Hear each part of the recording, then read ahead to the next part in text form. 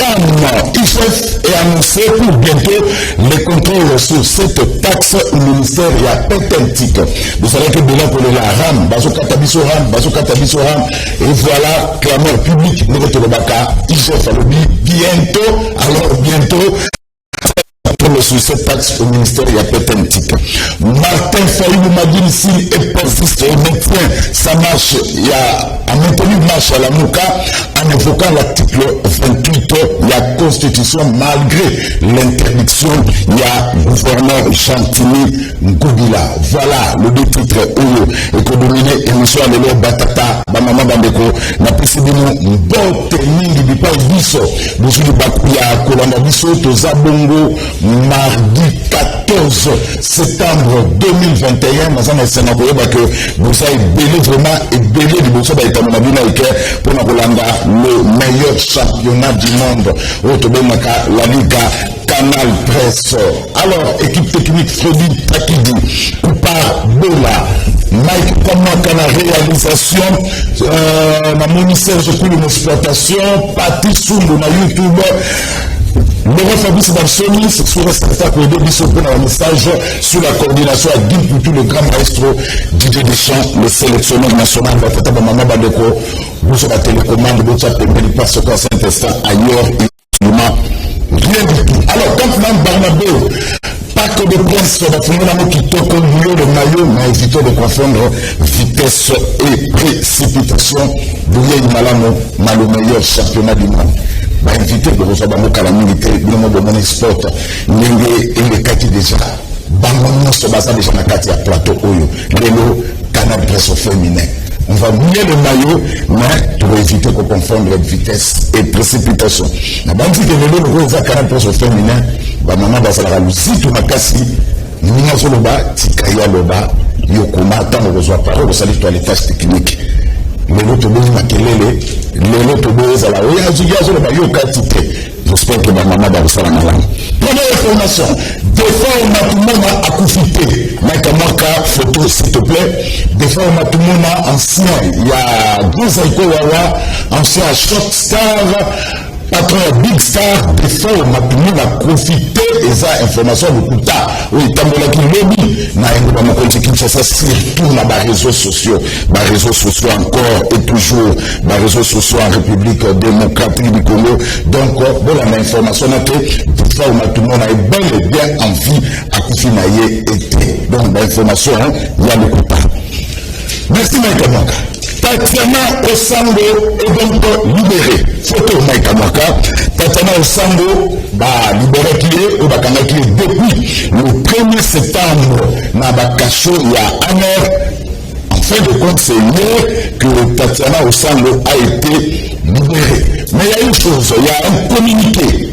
Numéro 023 BE JZW 2021. Il y a INPC. L'Union nationale de la presse du Congo, Mike Tozwa, le communiqué, INPC informe toute la corporation et l'opinion que Mme Tatiana Osango Owanjo, arrêtée depuis le 1er septembre 2021 par l'ANR, vient d'être libérée. Il faut continuer. Malgré la présence de l'INPC lors de sa relaxation, nous rappelons que la précitée n'a jamais été journaliste et que son travail sur l'Internet ne nous engage pas. Il lui est reproché de relayer les propos incitant à la haine tribale et au meurtre. Des propos par ailleurs condamnés fermement par l'Union de la presse du Congo. L'INPC invite les journalistes au respect strict du code d'éthique et de déontologie professionnelle et à ne pas confondre le travail des internautes à celui des professionnels de médias. Fait à Kinshasa, le 13 septembre 2021, signé Gabi Koubabekana, président ad intérim de la UNPC, Josmel Zegbia-Wungu, secrétaire général.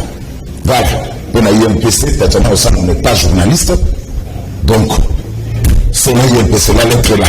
Merci Mike Mwaka, signé par le président Nabiso Gabi Mais entre-temps, Patama est libre. Patama c'est la bandale, avenue du Bamboma, Patama est le Gnabissa bandale. Elle est libre. Alors, on a annoncé, le canal presse au fond, attaque vous allez à outrance. On va éviter de confondre de vitesse et précipitation. Il faut mouiller les maillots. Tout ça, maman Poli, il y a une sacrée.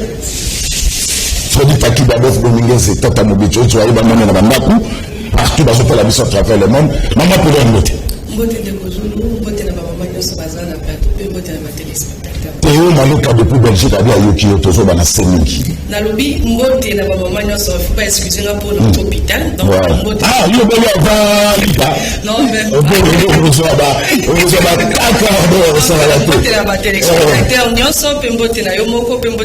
merci, maman Adikoko. Il est Coco. UED. Voilà, UED. Ah, lui est pendant UDPS. Il y a Tongo. Bote, oui, maman Dorcas Adiko Congo, présidente de UED Verco, le premier parti écolo, Namboka Namsoko. Ah, lui a UDPS. Parti est à 30 ans et Nazali, coordonnatrice chargée à communication de la FPAU, politique alliée à l'UDPS, coordonnée na Batoumona Laurent Diatabao. Bon, il fait Baton, ça va? Trop bien. Au moment où il y a des vaccins, donc nous voulons voir que si quoi, donc il y a des nyons, donc il y a des exemples de routine. Il faut que 18 000 francs pour aller dans la militaire. Que demande le peuple? Merci, Maman Dikoko. Maman Madi Kankou, FCC, bon. Madame, merci Mengi pour l'invitation. Je fais Simbote na ba téléspectateurs. Mbote pe na ba maman to ça na ba na plateau. Suzanne Eli que tout ça la débat moko constructif. Je vais vous donner cet exemple là. Que vous avez maman vraiment. Bon, il reste quand même na Kinakat. Notre autorité morale va très bien. Na vani na maman Olive, na ba petit musée, na ba Sifa, calme vie je la force même de la démocratie, la continuité. Pas de déclaration à presse, reste. On va protéger la nation. Voilà. Maman Chantal Mobono. Bon. Madame Dokozulu, mbote na baninga nyonso tozami na plateau, mbote na peuple congolais bisika nyonso azali. Vraiment émission ya lelo po na nga na dédié yango na bana na biso tokutaka na la génération congolaise. Oh le baotala, qu'est-ce que le maman pense de notre avenir? Voilà, mais c'est n'a pas failli le calme, n'a fait des nausées. Qui n'y a légitimement élu. Tu ne peux pas la vérité merci. Alors, premier sujet, IGF a annoncé pour bientôt contrôler les taxes.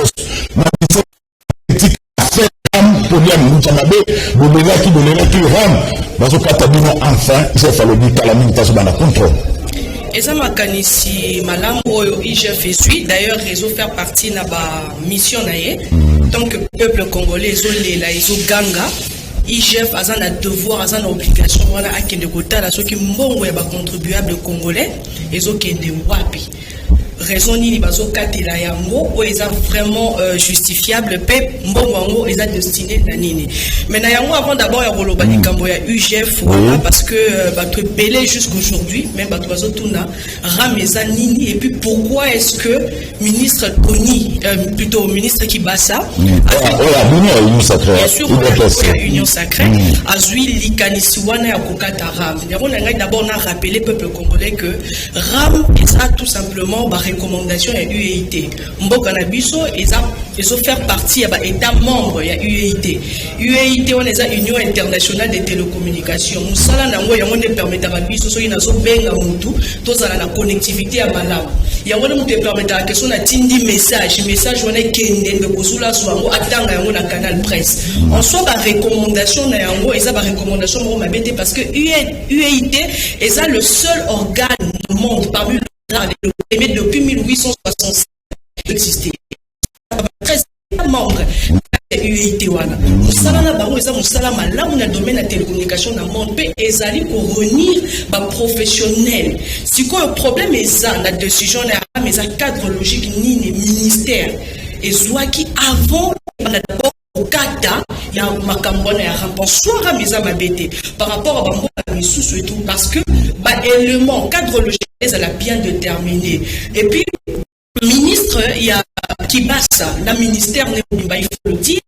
Avant l'ICANISION il fallait pas étudier les paramètres ce qui réellement argument il y a ça qui à niveau Assemblée nationale il y a et ça là qui fondé selon le ministre qui passe il y a le bas qui que voilà ils pour lutter contre ma téléphone contrefait pour la géolocalisation de téléphone pour lutter la sécurité et puis la pour la qualité de bien téléphone pour la santé et tout mais est-ce qu'il y a un qui primordial non je pense que côté on a cadre logique qui bien défini pourtant on a quatre peuples morts où ils que taxes impôts et surtout dans mboka la biso au civisme fiscal et on faut repasser papa na biso mboka merci na ndenge azuni kanisona pour organiser civisme fiscal donc on a quatre peuples au ba mesani na likambua na tembo la bango il faut qu'on investisse dans la question prioritaire. Merci.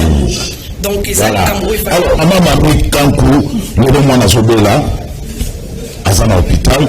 Bon, Brigitte, au-dessus de la maman, il était na ben, après dans une semaine, pour m'envoyer, dans le chat, il était rameke.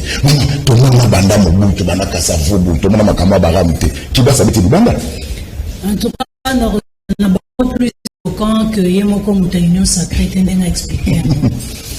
Ram denga lobby sous d'autres cieux et puis dans la vie de tous les jours ce qu'on doit réussir les cambos il y a la planification ils ont un cadre logique soit ils ont un projet on commune à atteindre nini na lingina sala nini et pour quel impact et qui sont les bénéficiaires ceux qui ndenge ministre qui basa bandaki na ramwana alors pour na sécuriser biso au cas ya vol ou bien ba mauvais téléphone bango moko nde mutu bandana tokengaka Dubaï biso nyonso tout Dubaï ba téléphone à contrefaçon ezalaka te soki pareil ya chinois so ya ba américain ba bongisa nyonso po fraude ezala te po mutu azala na choix na ye ya kosala soki olingi téléphone ya telle marque tu tombes sur la vraie marque donc ebandeli fale nanu bango moko bayeba kozwa ba disposition na ndenge te ba téléphone na mabe ekotaka te mais si déjà en amont bozotika nyonso to ekota ya mabe ya malamu déjà mosala nous a déjà biaisé la consoeur a très bien expliqué que en amont c'était déjà biaisé réfléchissez qui vraiment me remonter pour quatre bandons au lobby population a na pauvreté population a na souffrance attends-moi $1 na e pour na priorité abenga par exemple a na cas maladie nda comme tu l'as si bien dit pour zoalisungeya atia bolukati mo unitaire est-ce que ça c'est pour aider la population mais ce n'est pas pour aider la population deuxièmement si réellement c'était fondé selon lui que moi il fallait servir la population. Tu as un projet belé d'intérêt commun à Mboka. Mboka na soka bimisa kiango. Ezalaki nini batiaki yango na misala nini pour population bénéficier na ngona nini. IGF ndenga linga kende kuna. Linga kende kuna pourquoi? Parce que bango na bango ba yo qualité pour te bi modèle modèle à l'IDPS ndenga zo fonctionner. Soka linga ko isa mutu na moko ba nkeli problème pour ba ko isa. Parce que dès le début, le président de la République ne pouvait pas faire passer un projet où les acquis mûrement réfléchis. On est le peuple d'abord. On est le peuple d'abord. Ceux qui acquis mûrement, elle a si bien dit ma soeur, expliquez-moi bien. Déjà les bandes, il fallait pas réfléchir, pas approfondir réflexion, pas planifier, moi ça servirait. En train de jouer le banama, critiquer Bamoté. Parce que le souhait que le gouvernement ait travaillé très bien. Nous sommes des chrétiens. Nous sommes des chrétiens. La Bible nous dit que priez pour vos dirigeants. Parce que l'avenir n'a pas besoin de dépendre de Bamo. Vous vous imaginez, Dieu qui est dans les cieux, qui est le dernier mot, mais c'est que notre avenir dépend. C'est-à-dire quoi? Ils ont dépendre de la gestion de Bamo. Donc nous avons tout intérêt à repérer Sarbon à Kanissimalamu pour gouverner parce que Bissou et des générations futures ne vont profiter de Mboka. Nous sommes la IGF PLD. Et si on contrôle Batebele, mais tout le monde va retomber dans le côté. À quel cas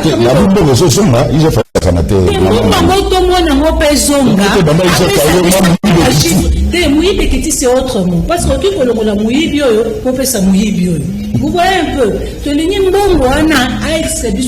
qui combien n'a pas à Moutoumoué. Donc tout le monde a sous d'autres cieux, les Batoubazala. Ceux qui par exemple, yo Ibaimo, Bozo Bagino on vente aux enchères. Population monde que mbongo yo ba yibaki muto ayibaki ba récupérer les merci maman. toujours pour encourager mais tolinga sala musala moko ya kitoko sala musala kaka nini te pona ba ni ba coincer mutu boy ba ni émuler mutu boy non le peuple attend plus que ça. Mais tu peux ya Israël moni ko ba musu ba mo klima hein musu so ka ba kama Israël Akimi. Akimi, c'est quoi à la fin nous le gagne. C'est sur Akimi là de bien. C'est réellement ba monaki que Azalaki nakati ya primuli liwana. Ba prouver yango puis ba bondoli ba. Merci maman Mekanko. Alors maman Chantal Mobuni, tu as fait sous ce que à partir du 24 ba téléphone nous sommes en bois. Nous to benga na Kinshasa wa ba ko bloquer yango.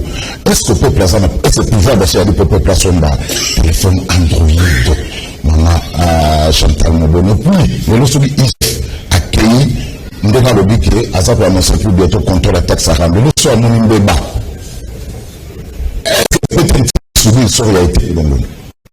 Ok, merci de Zulu. Liboso na kokolo banane boye. Tomi tout la question. RAM et impôt, les taxes bien les redevance. Il s'est pas expliqué quelle est la base juridique. Il y a un bango ya ramwana. Organisation Moko internationale en termes de communication que tu aurais sans que se servir na ba loi organique au tozana ngona mboka na biso bongo babandi kozwa ranti lelo keda wapi. Et puis ne confondez pas les choses. Nous passons du téléphone na yemoko. Nous avons un contrat na entreprise ya télécommunication. Yé moko par rapport au numéro yé à un téléphone na yé. Nous avons un crédit na mbé na yé moko. Mais bio boyoka na société de télécommunication bo bando kata mutumbongo na yé sans accord na yé, sans même avoir informé, avoir surpris, avant de constater que basé déjà quelque chose et la que les alliés comme Yamalamuti. Et puis, Nakanisi Torobarala, nous avons fait l'Alexa Bisso, Penza, le Lenya Management.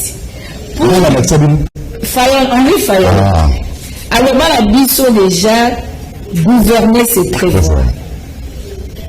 Alexis Bisso, c'est commander, c'est contrôler, c'est organiser, c'est coordonner, nous sommes. Nous avons aussi quand même Émile de Gérardin. Alexis Bisso qui est gouverner, c'est prévoir. Ne rien prévoir, c'est courir à sa propre chute. Pour dire que Ramwana, Ezali m'a béqué en termes que Namboka a étudié, les paramètres nous se sont réunis, et c'est un bandosal à boyer, pour l'alikambo boyer, quel est le pouvoir d'achat à peuple na domaine la gestion axée sur le résultat. Il faut hiérarchiser ma priorité. Quelle est la priorité de l'homme à Congo par rapport à ma secteur non prioritaire pour que le peuple a se retrouver, pour que le peuple a senti que je suis prise en charge dans Mbokalangai. Donc tout ça, ça n'a pas été pris en compte. Et les dégâts aura me causé.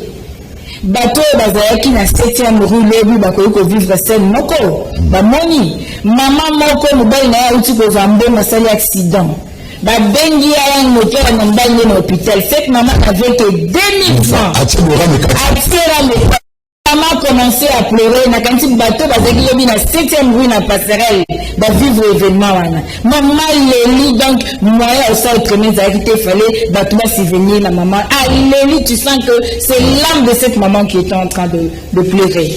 Au fond on a pas dégâts wana nyoso et causer la population a la possibilité te ba dégâts nyoso wana maintenant lelo Bébi n'a dit que IGF a lancé que à rebanda enquête wana. Papa dans le pays sérieux. Quand les enquêtes se font, batubaye barati. Enquête ezalaka on a besoin de communication politique. Enquête ezalaka bazo landela mutu, bazo sala nyonso, batubaye situbaka na résultat enquête. a besoin il y a la mission végétarien pour contrôler ma cambo etali mbongo ya contribuable congolais.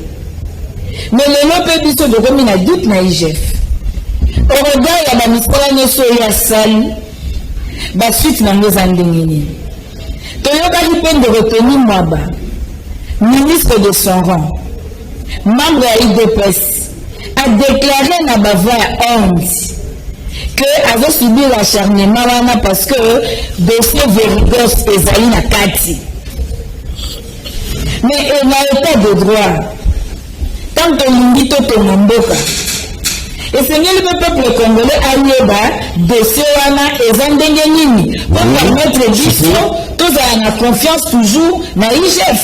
Voilà. Tous encourager Moussala contrôle. Nazo chité na koloba que un député national, honorable Claudel Loubaye, je crois. Oui. A Saraki nani na assemblée par rapport à RAM pour que les bango baselo wango mbongwane kendaka wapi.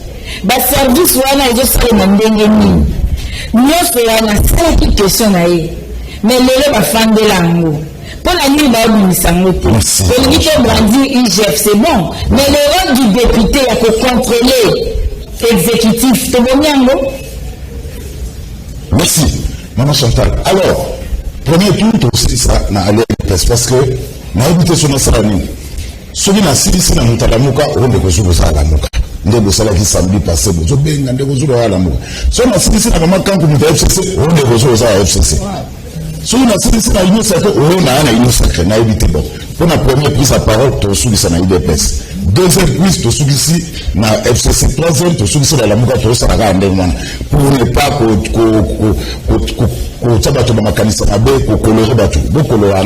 je ne fais partie d'aucun parti politique. Je suis journaliste, un professionnel et je reste neutre. Tout en 2023. Alors, Maman Dorcas Adikoko, oui. Enquête à IGF, ils ont besoin de communication politique. Ils ont fait que Malem a soutenu le bateau, et puis Maman Chantal Mobon a lobby, ils ont d'où est belé la moussala au IGF à Zossal. Maman Chantal, Aza Lamouka, est-ce que vous savez que la Mouka Ndimi de Kambomoko? Quand vous avez le ils ont un gros spécial. Qu'est-ce que Maman Chantal allait dire?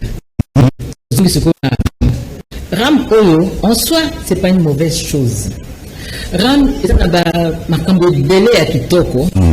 Entre autres, dans le bazar de l'université, dans le site universitaire, bazar de l'Estengo Mingi, puisque mon niveau est assez pour le bazar.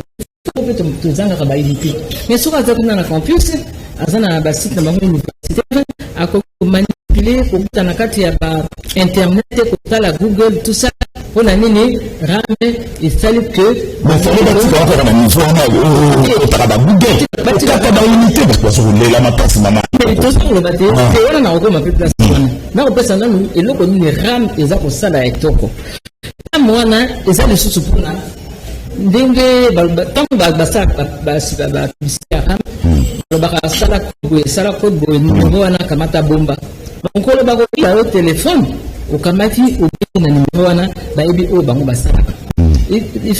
je pense que les la marche que les qui fait le téléphone na marche. Et puis il y a 2 semaines, non mais solo.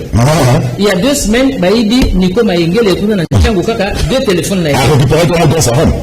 Voilà, nous le si il faut bango baya pour la rame le binam soké ezaka boye si ko tout na bango tant le téléphone bungi est-ce que bazalaka na temps ya landa makamora malubaka bako douana ko tant ba yibi bango téléphone ba bengi ram par et pas na bango si ko ndeko ko réponse comprendre pour bango ba c'est ma tête ba yibi bango téléphone si ko douana ba bolaki ba sala na noni mais c'est un peu compliqué ngai moko pe na ko eda kamona ram.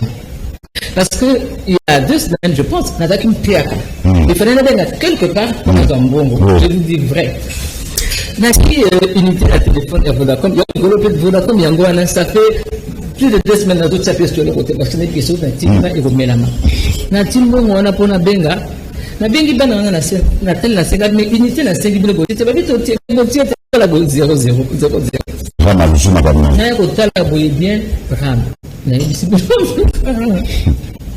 Donc ça m'a fait vraiment mal. Il fallait peut-être à 4 hein. Chaque fois 500,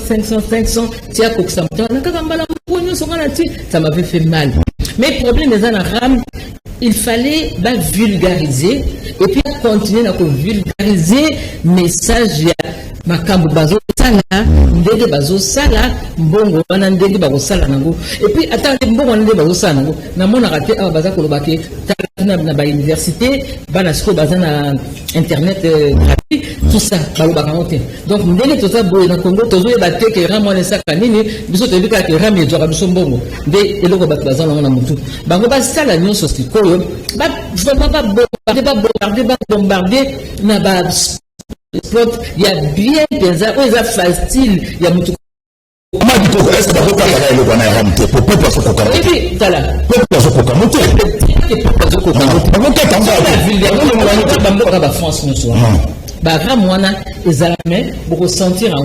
Pourquoi? Parce que ils ont déjà essayé de compter dans la fiscalité, la taxe, la redevance, la télévision. Même la télévision, dans la France. Est-ce que le peuple d'abord? Si, entre autres, le peuple d'abord, et le peuple d'abord, afin de cause de la peuple d'abord, donne ce que tu as, et le pays aussi te donnera en plus où ils en ont besoin. Pour ceux qui ont besoin de le peuple d'abord, non, ce n'est pas ça. Le peuple doit faire aussi quelque chose dans son pays. Le peuple doit foutre. Moi, le président, tu vas voyager, accompagner le peuple. Samedi, on a parlé du peuple. À quel moment on a civisme fiscal? On a collé qui s'abat, la société, qui impôt, il faut foutre à Manamboka. N'a le temps où à Kala, n'a pas 60. Tant que tu as collé, n'a pas qui est battu, à la taxe, à impôt, à taille, à banda, à tout ça. Bon, on a choisi de ça, bon, on a des choses au bout, bazo bonzela, bazo banzela, bazo salaboy, na boy. Et tu fais d'accord, tu as mis ma boko. Au foot, tu as taxe, redevance, tu as d'un côté. Au foot, tu as merci. Pays sérieux, IGF non. Dans la fin souvent dans pays sérieux, Congo, je parle de la France. La France enquête nous sur la Hollande la Moutogoy. Combien Zamboka sérieux la France. Voilà la France. Et puis on dans ma boque. On comme Kalate papa. Et comme Muki au Fatia Kala, Muki a royal en 2033. Elle va continuer les choses. En 2033, elle se continuer au Fatia Tiki. Donc Namboka la sérieux, enquête nous sur ce qui société boye, ce qui les Kabou Zali, va annoncer que na période boye, va voir que négocier ça là, ça maman zandenge wana. IGF, le quoi les Zalak Namboka na biso, ba musique, ba tout ça, ba petit ça ka IGF exercer. Donc on a comme ça. Mais ça les Camerounais on marre na ba. Merci. Alors il y a Liga, tout que la deuxième saison, nous sommes dans le page japonais sujet, au salut Sima, aux zones sujet, on les a règlement à Liga. Alors, Martin Faïli m'a dit qu'il mettait la marche, il y a la Mouka en évoquant l'article 28 de la Constitution, est-ce que la Constitution la lemba, Maïkita Maka? Peuple congolais, chers compatriotes, je m'adresse à vous aujourd'hui pour confirmer que la marche de ce mercredi 15 septembre 2021 aura lieu à Kinshasa et dans les autres villes du pays conformément à l'article 26 de la Constitution de la République. Je rappelle aussi que, sur pied des dispositions de l'article 12 de la Constitution, tous les Congolais sont égaux devant la loi et ont droit à une égale protection des lois. Je vous invite donc à sortir nombreux dans les rues de Kinshasa et des autres villes du pays pour dire non à une CENI politisée, non au glissement en 2023, non à la fraude électorale, non à la dictature, oui aux réformes institutionnelles consensuelles. Ainsi, j'invite la police nationale à encadrer cette marche pacifique et à assurer la sécurité des personnes et de leurs biens. Martin Faïle Madidi. Alors, Mamie Kangou, Martin Lobby, Mbula Ebeta, Lobby marche a évoqué l'article 28 à lobby. Lobby n'a pas de droit, il a interdit marche. C'est la Constitution. Bangomi balé na ba droit na ba devoir. Mobile tant qu'autorité numéro 1 de la ville de Kinshasa, il faut orienter après sa permission, sauf à Boyi, après sa raison pour laquelle à Boyi marche ça. Le président. Après ces raisons à lobby Covid-19, Boyi contamination. Et pour la Covid-19, là, ça ne tient pas parce que tout le monde est vivre dans Kinshasa, respect à distanciation sociale. Il y a mon représentant, ça y est, dans l'Assemblée nationale. Le tout le monde est UDP, c'est mon réseau Kanisa Batou. Nous devons respecter la distanciation sociale. Pour lutter contre la Covid, l'autorité en place va respecter la beauté. Si ce n'est que ça pour une raison, à Betty Mabé. Il a tout le droit à organiser. C'est constitutionnel à organiser parce que dans ces pays, pour consolider la démocratie, on a besoin d'un contrepoids. Tout ça, on a besoin d'un son de cloche moussous pour notre Makotambola. Moi, je vais souhaiter beaucoup de succès à Fayoul. Pourquoi? Parce que oui, pourquoi? Parce que tu l'unis contrepoids, tu l'unis d'autres sons de cloche chez ça. Mais je souhaite vraiment qu'ils puissent réussir. Parce que ce qui a échoué, ils ont ce qui a échoué à Kundani. Parce qu'il faut un rapport de force. Parce qu'il y a d'autres éléments de l'UDPS. Bissou FCC doit participer à la marche. Mais toujours soutenir et donner. Parce que l'opposition doit vivre. Il y a des oppositions, résistance, mais ils résistent, ils s'opposent. Le régime où ils ont dirigé les Lomboka. Moi, je souhaite beaucoup de chance à réussir et l'Okonaye, mais à battre sur le barrière, à geste barrière pour lutter contre la Covid. Ceux qui battent Barosana, Bazana, masque, la bango, parce que Covid est au bout. Il ne faut pas se leurrer. Il ne faut pas se voiler la face. Covid, et puis tu as perdre. Covid. Donc tout ça, il faut tenir dans vos compte. Quand on a marché, on peut interpeller Covid. Sinon, moi, je ne veux pas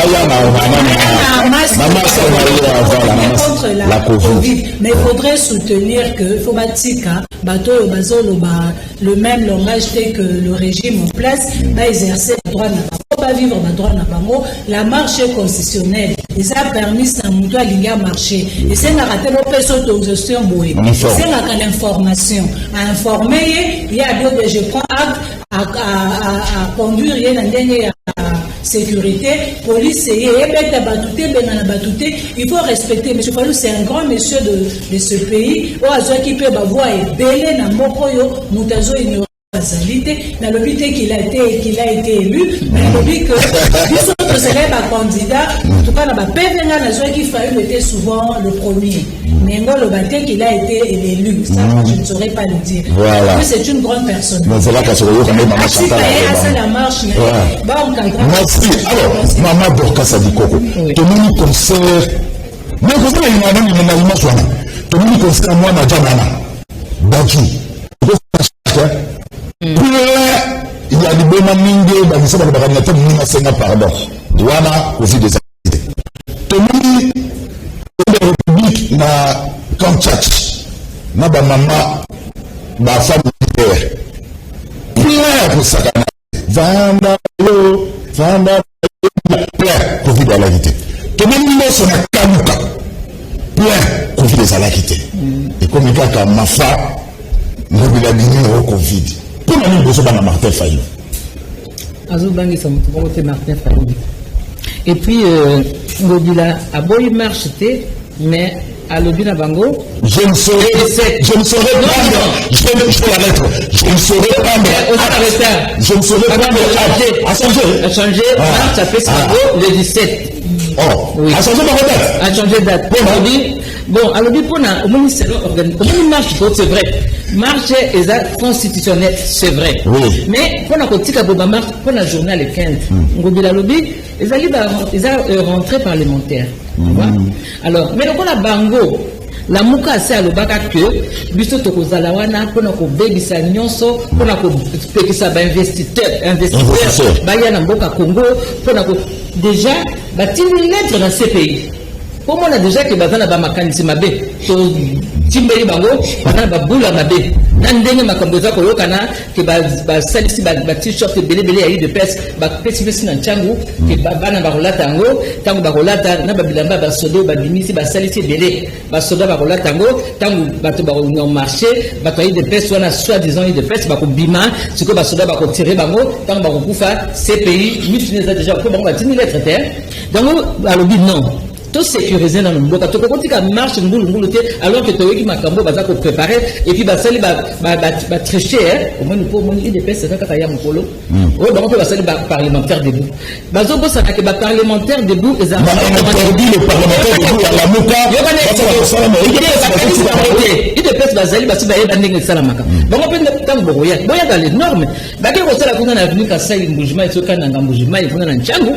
Ba ke ko sala ba télémona baza ko ba déjà que balubo to komona ba ko beta déjà soit disant ba lingu baluba te et puis balobi les non pas d'incitation à la haine mais c'est ce qu'ils ont dit alors si la liga c'est vraiment interdit balobi et le 15 tokotala makambo tokosala mais attends mboka oyo normal ndenge mama Chantal ya lingezala mboka normal non il fait zonga sinobi non makambo bazolobo oyo tomoni il faut tozonga to recalculer nanu ndenge ba police to nga tucha bango na nzela to bongisa tozala en mesure ya ko sécuriser ya ko kanga ba balade wana o ba bombiste wana o bazoloba ke to ko beta bato to ko sala boye balingi ko tricher ko sala parlement debout et pourtant ba yebi ata tina na ngote ndenge zala kate makamuni za kate parlement debout za makambo hotel mwana ko beta ka beta ba to pa mbate que ba sala ga déjà to mwana chauffeur moko ba bete pourquoi tu es fugé à Fati na voiture na ba bete ba ko bomé ba bondi voiture na donc là à l'obité que marche à la tout le monde le longa pina ça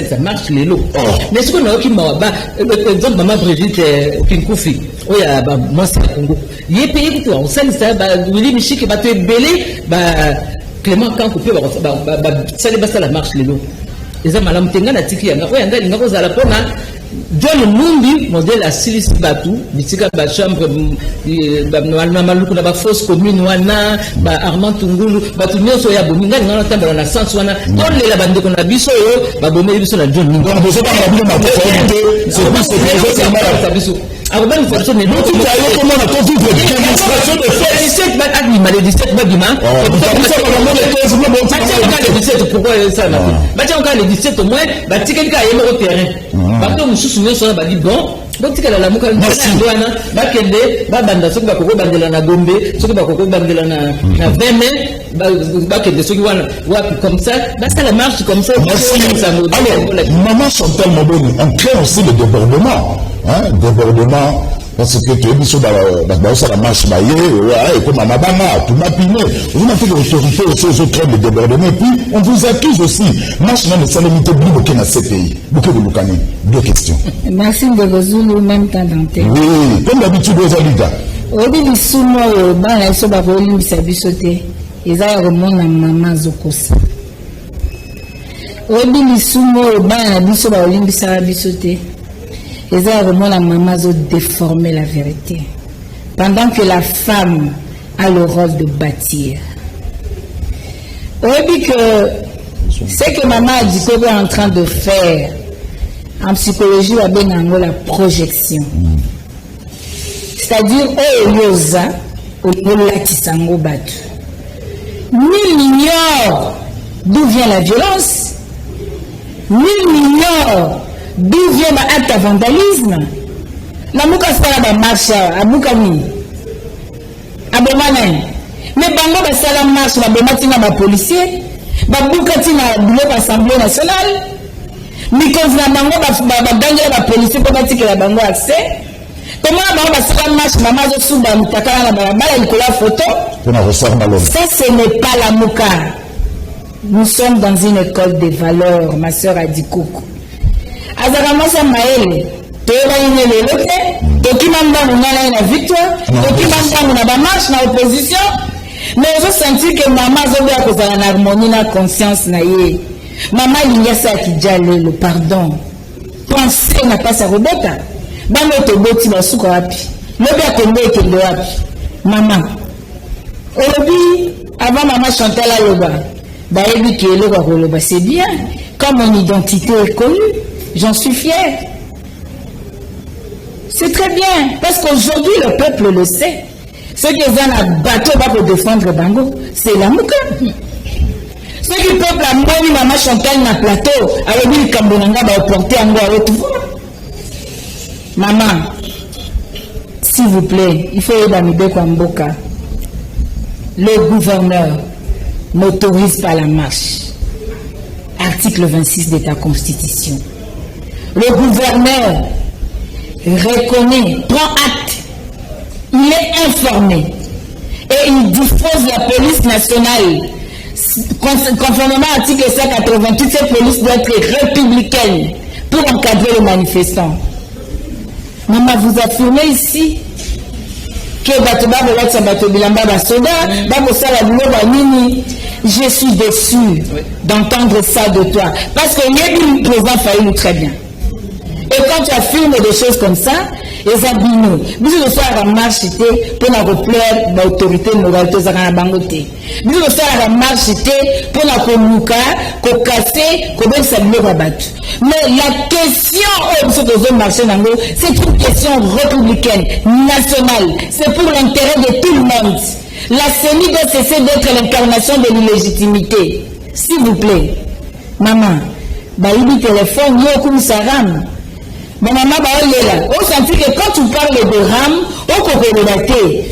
On peut contacter. Les alliés mutuels de presse, les alliés gouvernement, il y a des rameurs, moyens, le bien. Exact, on justifier ma cambo. Maman, vous prenez l'état de droit. Donnez-moi la motivation juridique. Il y a RAM. Personne n'a texte légal ou personne n'a autorisation pour dans les tranchées dans le peuple. Il y a des peuple là, mais ça les dépenses, et ça taxe sur les impôts. Précisez du saut au bango. Évitant, il y a cause à la misère, tu vas se brancher la prise de débobiner, il y a comme un ma CENI et ma CPI. N'avons commandé, je te parle là, s'il vous plaît. Malingina le balande konanga boy.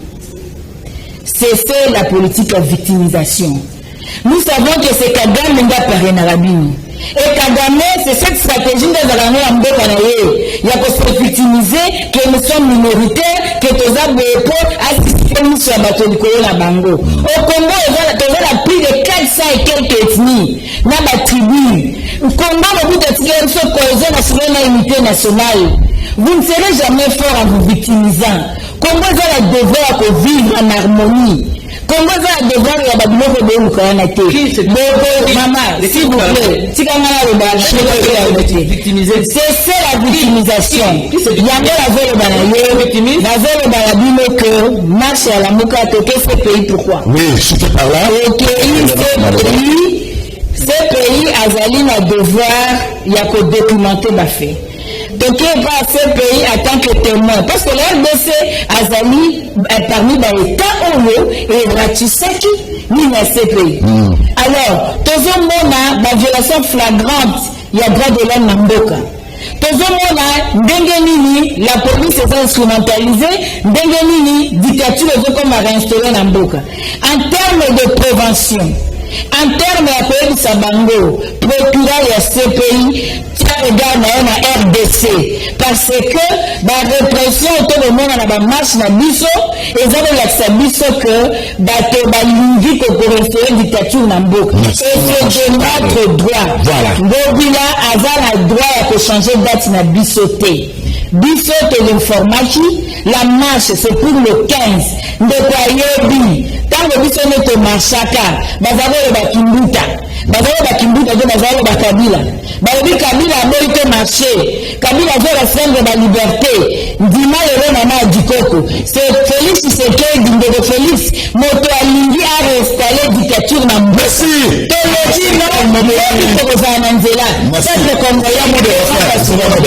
Alors, rapidement, même temps d'antenne. Vous avez un temps d'antenne. Félix a mis une histoire de dictature. Le site Maman Chantal. Si on a pour maman pour ma pose même temps. Na se moté mané mo kayibi. Ba ko lingé bi mandenge wana meza bongo te. Kabila. Moi que mami ko. Ah, je suis maboko. Abo so la. Abo so la maboko. Ndi so sur Kabila. Ba ko ba le gina maboko Kabila. et Sengi, plus ou moins PPRD et Sengi, Bazana Bango, Bamesana, Bamesana qui tue, mais le tout le monde en politique. Bah, Sengi, vous avez parlé de la marché n'a pas si, bah, c'est Sengi de lui, vous avez la bataille, la population, il y a FCC Baya. Ah, mais il y a un marche. Bango dit que, Badimana marche, Batambola. Non, mais CG n'a Bango. Non, non, on me sous. Non, non, CG a PPRD. C'est Moussousou. Voilà, adjoint Moussa Sengi, et Zana Kola Sabino, qui est lobby, nous sommes dimantés, et on a appelé le Totika Makamabomba. Maman du coco, c'est faux. La vérité, alors, d'abord, tu as un SP Chadar, là, on a PPRDT. Naza FCC. PPRD, c'est la fille aînée du FCC. Naza coordonnatrice, il y a synergie avec l'ONG. La signé charte FCC comme une personnalité. Donc je soutiens le PPRD comme notre aîné dans le cadre de la FCC. FCC PPRD, tu as évité que tu marches. Toujours soutenir marche parce qu'en soutenant la marche, nous soutenons la démocratie. Maman Chantal a l'État nous rattrape. Lobby, tout retombé sur Joseph Kabila. Joseph Kaboy. Félix Falaz a l'exemple de la démocratie. Après, c'est le 17, maman. Sur le 15. C'est le programme. Il y a été autorisé pour expliquer la thèse. Mais Bissonio, souvent, la bandit politique dans l'opposition. Il y a une dernière chose à qui m'a dit dès que ceux qui t'ont péci, date n'a informé, tu marché. Tu marché à Bissonios. IDP, tu le 15, tu marché Kaka. Le lot, Félix Tshisekedi, Azali Moutou fois paie sa leçon. Parce que quand on se pose la question, qu'on se demande quand même, UDP c'est une opposition, envier la vie à Bakabiliste. Parce que si, quand on a les lois, le solo politique est filmé. Dans mon cortège, moi que je sens contraire. Il y a mon cortège,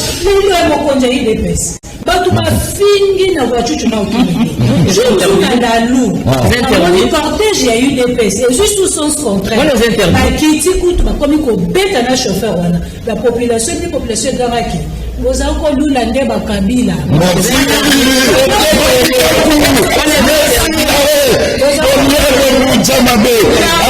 La jalousie non, ne peut être le sort de merci. Alors, pour la mine, la régime a Fati, pour vous, vous êtes un marche pacifique de mon côté. Et puis, maman Chantal Alobi, l'amour qu'elle défend le peuple. Deux questions, même pas d'antenne. Avant n'abandonner comme n'abandonner qui koloba en soit maman Chantal Alobi koloba avec pour ratifier la charte de CPI, c'est ça. Donc c'est pour dire que Bissop République démocratique du Congo, tu ratifié, tu vois, na UEIT ou la charte na yango tous membres.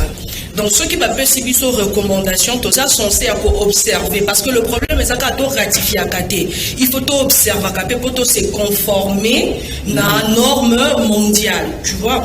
Donc du coup UEIT et puis sa recommandation il y a RAM.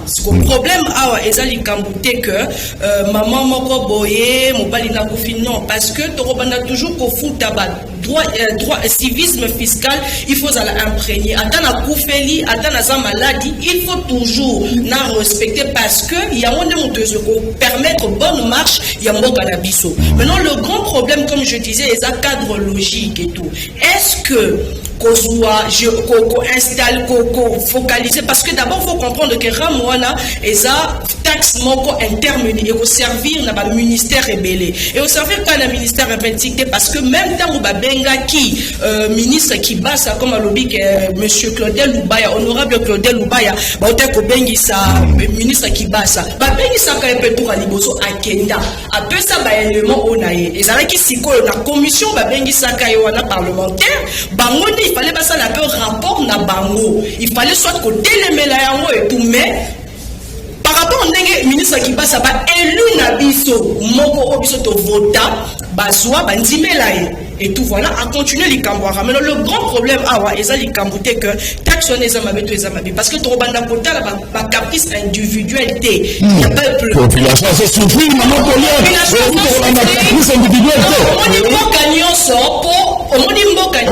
pour se développer, et ça n'a pas de mesure où elle cause impopulaire. Mais le problème ici, et ça affectation sur quoi il y a des taxes qui a contribuable au Congolais. Voilà. Comme je le disais, le ministre Kibasa a lobby que géolocalisation pour lutter contre la criminalité. A lobby il y a santé pour la téléphone à contrefaçon. Est-ce qu'il y a une priorité? A lobby quand on travaille dans le ministère à l'intérieur, dans le service à sécurité. Bon, depuis il y a bandu pour combien de réunions, combien de stratégies déjà pour lutter contre la sécurité à Sali le ministère il y a l'intérieur dans le service à sécurité. A lobby pour le problème il y a santé. Quels sont les projets où déjà va mettre en place pour est servi par exemple dans les hôpitaux spécialisés dans les maladies où c'est ça.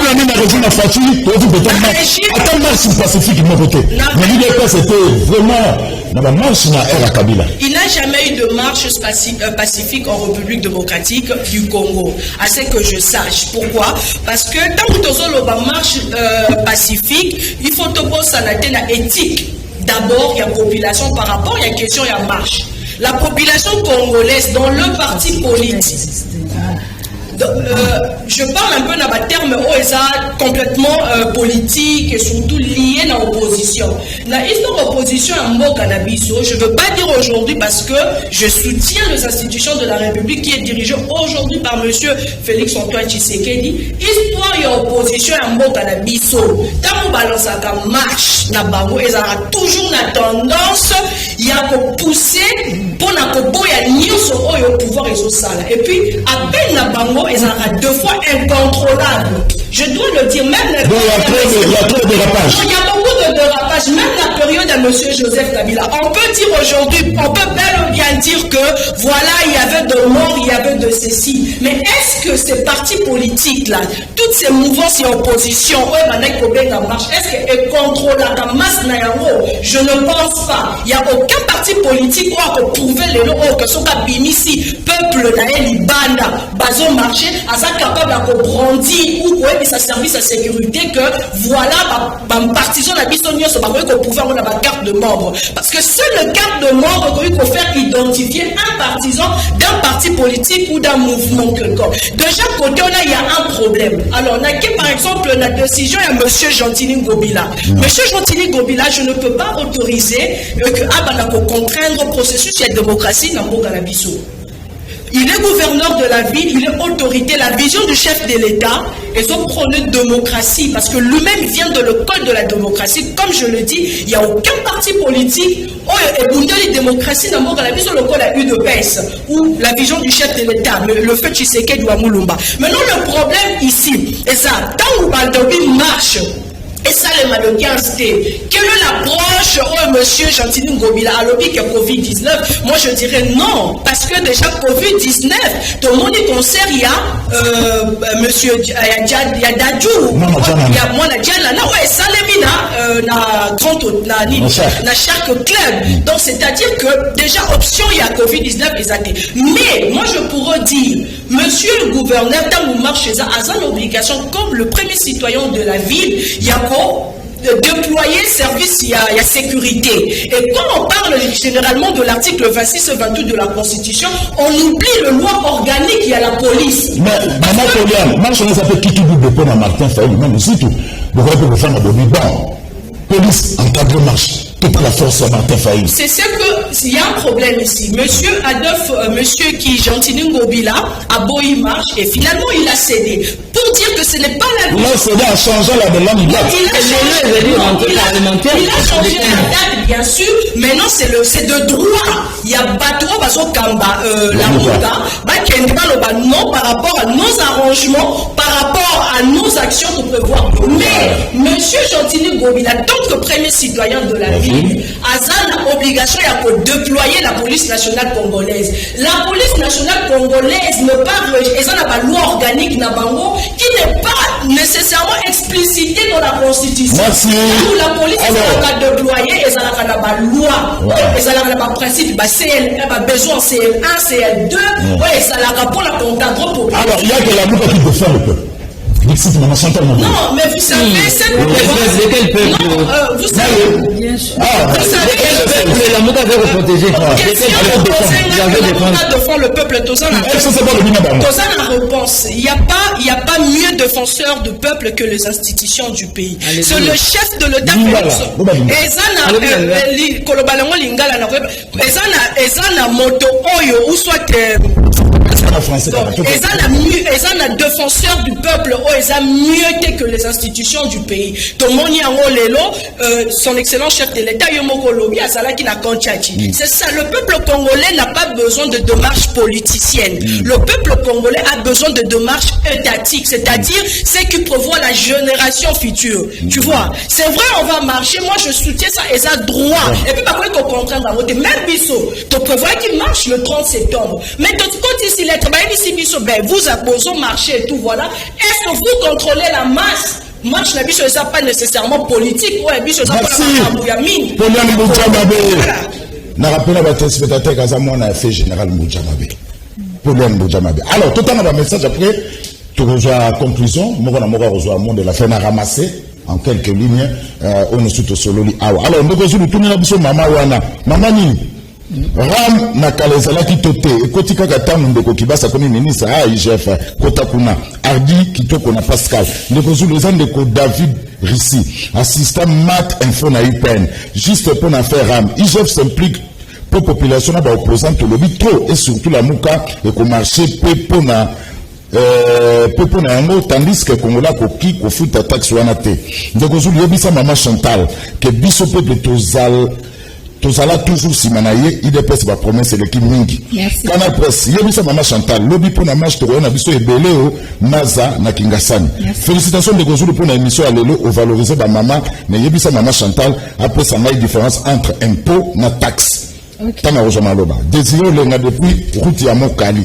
Ndeko Zulu merci na John Kabamba pour na fufu eye. Lokola bakutana bakutani na Fati ako changer té.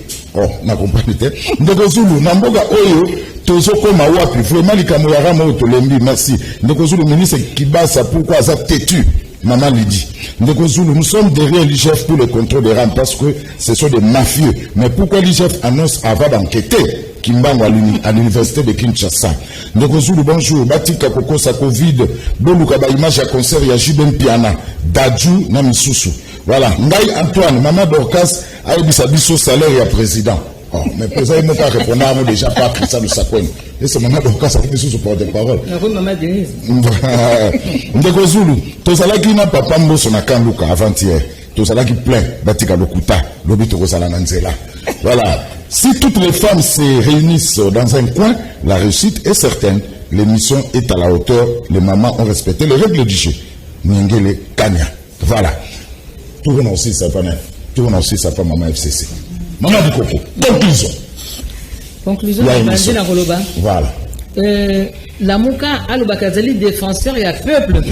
Eza mawa mingi. La Mouka azali défenseur ya ba place na ye. La Mouka alingi dialogue akota na kati ya masolo apa monike atikalistima très sekei azo se retrouver te. La Mouka soka azali défenseur ya peuple hein. Rivière Chikapa Nakasai et Zalikuna pollué. Batu batako kufa obako mela mai. Bambisi banzete écosystème nyonso bousillé. Na yoki ata mokolo côté le soi-disant défenseur du peuple a les mahalo bake biso to marcher na marche na biso to kotisi makambo rivière Kasai. Wana ndena ngana loba bravo la Mouka, il y a solo bozali pour le peuple. La Mouka n'a rien à voir qu'avec le peuple, il a quelque chose à voir avec les places qu'ils ont besoin, ils ont quelque chose à voir avec Fatia Longwa, Bangoba Mitiawana, Ndegi Balobaka, lève-toi que j'ai mis maître. Mais Bakozwa Yangote, pourquoi? Parce que Bazali na likambo ya population à Tamokeke. Marche na Bangon Dem Tozolo Bawana, Ndegi na Penalobaki. Marche Zali constitutionnel. Ndegi ndeko gouverneur aboyaki ba raison un peu ça qui non eza penza normal parce que tout le monde va concerner ba lobby mais likambo ezali normal le 15 rentrée parlementaire La Mouka, il y a une date bien, les 15 Oyo, député, sénateur, Lingaki Bazonga. Pour la ligne, Kocha marche, n'a les 15. Aloukaraka a problème. Aloukaraka, Kocha, les 15, on va dire que les 15, ils ont rentré parlementaire. Aki Samogoulou. Et puis, Bissona, Bango, Tokoko, le Bandek Mokote, tant que tu as le policier à solo, maman, Chantal, Tokima Bangu, Tokima Penza, donc, Tandé Makonda, Nicolas, Kokima Bamba, Wana, Omsus. Alors, merci. Écoutez, nous autres, on a qui républicains, leur, on a qui va opposant normal. Mais Bango, va mis comme résistant. Bami pesi combo résistant, donc ce n'est pas pareil. Bami pesi que le président élu, Fachi a président élu. Donc, tala la messe, je pense, il y a Monseigneur, Fachi a côté bâtiment sur la télé, mais bon, Bafandi, résistant, Baboye. Merci.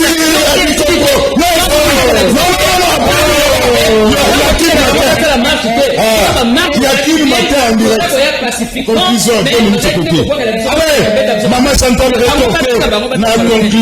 rétorqué. Merci beaucoup. On a rappelé que Fachi Alobaki a Robenga Kabila présidente. Et c'est le Wassigatin. Non, rappelé. L'institution défendra Kambo, ils ont l'institution où tu as un peuple. Ils ont l'institution où tu as un maponomité. Ils ont l'institution où transhumance. Le comme la majorité besoin moi. Il y a 15 000 $, on a 27 000 27 millions de paysage. Non, s'il vous plaît.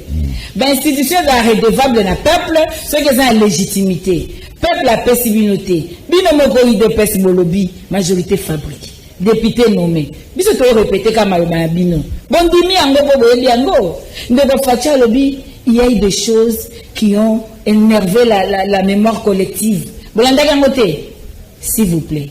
État de droit, hein. Tant que état de droit pour le état de droit. Il faut connaître le texte de son pays. Même pour faire un bon débat, et ça conseil gratuit.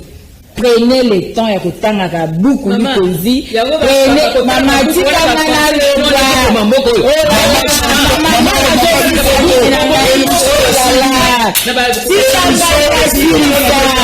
peuple congolais. Conclusion FCC na la muka toza mariage. Na comprendre réaction neza jalousie à moi signoso. Moi signoso.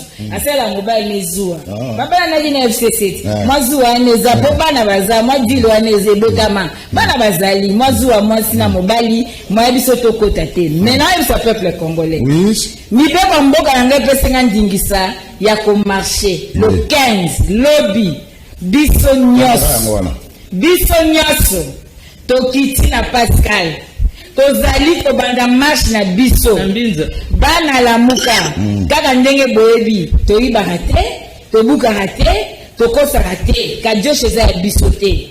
Tolaksa bango le 13 juillet. To Marsaki, biso to saka marche pacifique. Et c'est vrai que ba histoire en Mboka. Marche ya batamobulo yeba na kamkolo ba marché, ba to mamba.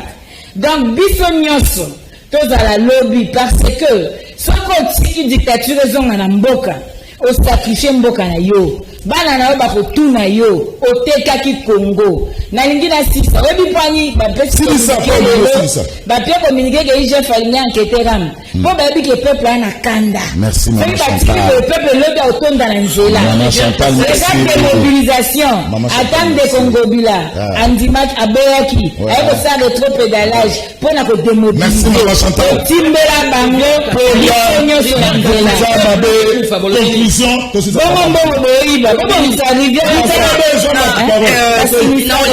Narolinga ko reprendre la question de qu'on a vu soit tenu sur différence entre taxes et impôts. Il n'y a pas une très grande différence dessus. Taxes et ça tout simplement prélèvement, il y a pas impôt, et ça prélèvement même il y a pas impôt, il y a pas fiscalité au l'État et ça dit qu'on récupérer le colo il y a peuple naïe pour le fonctionnement il y a administration publique et tout voilà. Et ça de même peut sur auquel impôt. Il y a pas en fait c'est pas Babi qui va contredire. C'est la conclusion. Et ça conclusion. C'est pas la même chose. Alors ce que je me redis pour la marche il y a la Mouka il y a émission. Marche à la Mouka. Pour la marche, il y a la Mouka, comme je l'ai dit, et ça, droit na bango, le plus constitutionnel. Donc, baza autorisé à ça la marche. Mais moi, ce que je dirais, n'a pas leader d'opinion, ici, je parle tant que voix ya ba dépendant ya ba militaire na ba policier oui to yambaka ba ka ebele ya ba police ya ba policier ya ba militaire o toujours bazalaka victime na ba marche wana. Alors quelque part l'état congolais comme loi organique ya mezo reconnaître na article la police et na article nango 44 ezo senga que l'état congolais est disposé na ba service judiciaire pour na ko défendre ba policier à chaque fois que ba policier et ça quand on a la mukate ba kozo ba dégâts l'état eye baka na ko pesa ba policier wana ba droit na ba. Merci. Mami Kankou. Merci. Conclusion. Je vais conclure dans ce sens. Oui. Parce que aux AFCC, nous sommes la hauteur. On peut faire sa conclusion. Oui, parce que nous avons une expérience en gestion. Une bonne opposition. On a mis AFCC les lots. Oui. Surtout au Sala. Il est passé au Sala voté. Au Sala marche tant au Sala qui, oui, il faut dire la vérité. Pour moquer Kendi Bosso. AFCC au Sala marche, vous savez qui, la Mouka, Bazala, Babemba. Bakase Zalaki Mouki. Jour UFCC au Sala, il n'y avait même pas une seule place. Mais jour UDPC au Sala, lobby, Tumbi, Batouba, 1 kilomètre. Maman Coco, s'il te plaît. Azo conclure. Azo conclure. Merci. Il ne faut pas qu'on minimise l'effort de la 5 ans. On minimise Milan 0.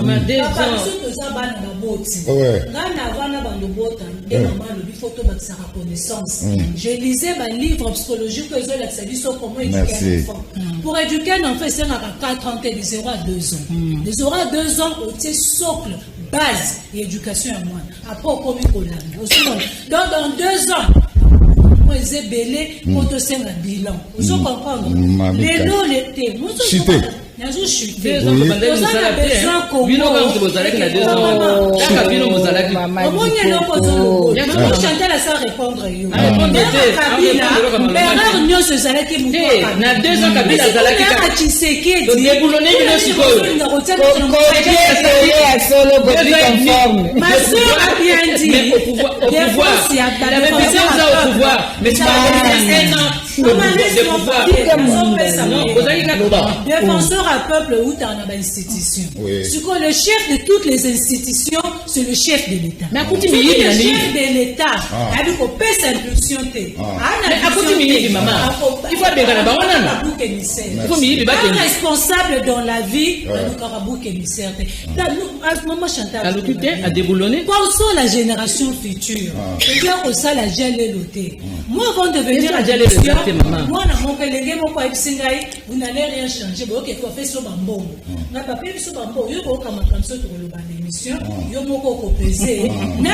contribué. Chacun de nous a contribué d'une manière ou d'une autre. Tant que nous avons une émission, notre contribution est 2 minutes. Une seconde. Bon, une seconde. Le président Joseph Kabila. Non. Défi n'est la merci.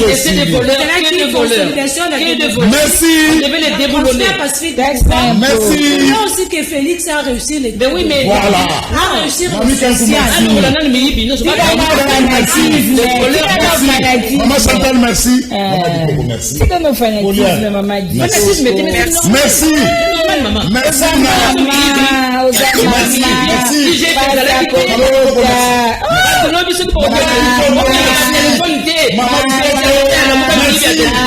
Alors, le redoutable gardien du complexe scolaire Cardinal Mosengo, merci Nadibé Lofouke, Gino Moutala, Jean Mouyadi, Nono Toutonda, Napedi de Mosengo, Bango Bazaba, les redoutables gardiens du complexe scolaire Cardinal Mosengo, ROCEP, Rassemblement extra-parlementaire à Union Sacrée avec Martin Lukusa, Montesombote. Sur Moula Taboye, Bichilix Nabandalungwa, 09 98 120 808, et pas Fifi Bachala, Tokutani Lobby, rediffusion.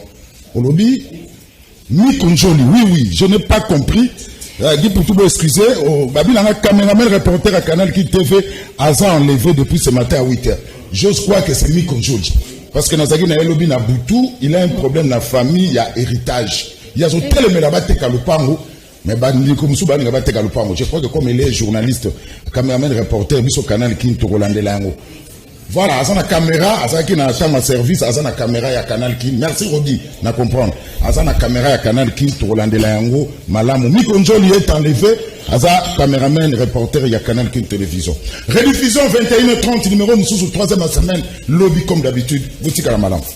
Merci.